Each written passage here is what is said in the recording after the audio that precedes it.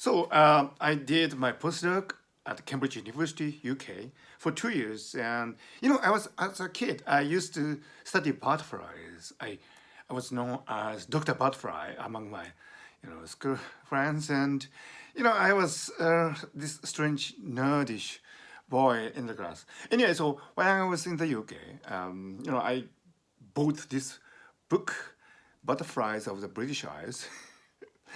There are not so many kinds of butterflies in the UK.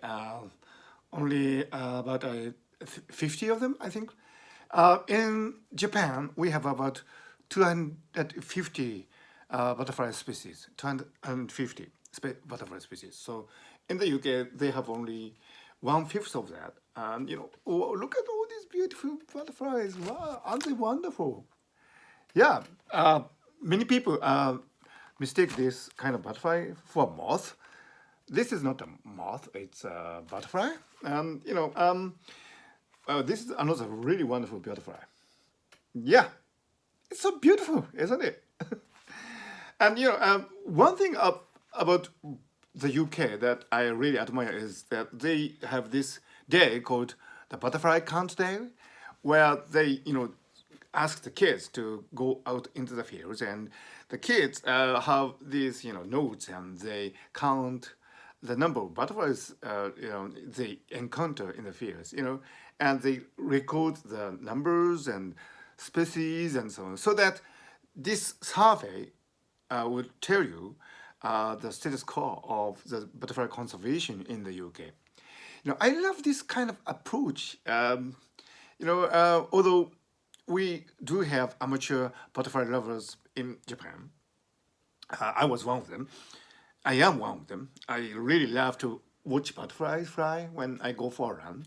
But we don't have that kind of systematic approach to butterfly conservation, and we should have that kind of approach. I think butterfly counts and so on. So really, I can spend hours reading and watching these photographs, and maybe drinking a glass of wine, something that I could have a habit which I didn't have obviously as a kid.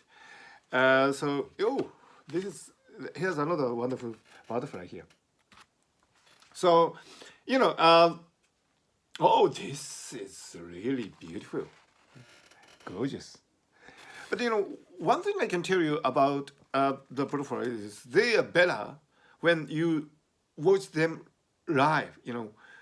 When you watch them fly about and observe their habits, and most importantly, appreciate their lifestyles, and appreciate the kind of habitat that these butterflies need for the survival. Through these learning processes, you really get acquainted with nature, and that's a great way to be a naturalist. By observation, and so you have to go into the field and make these observations, and little by little, you learn all these things. So I turned out to be a neuroscientist, and my primary concern is to understand the mind-brain program.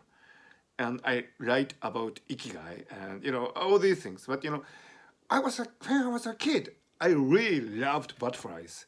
So I think if you have a small child around, I think studying butterflies would be a really great way to start your a lifelong investigation into many things. And even if you start with butterflies, it doesn't mean that you would stay there for all of your life.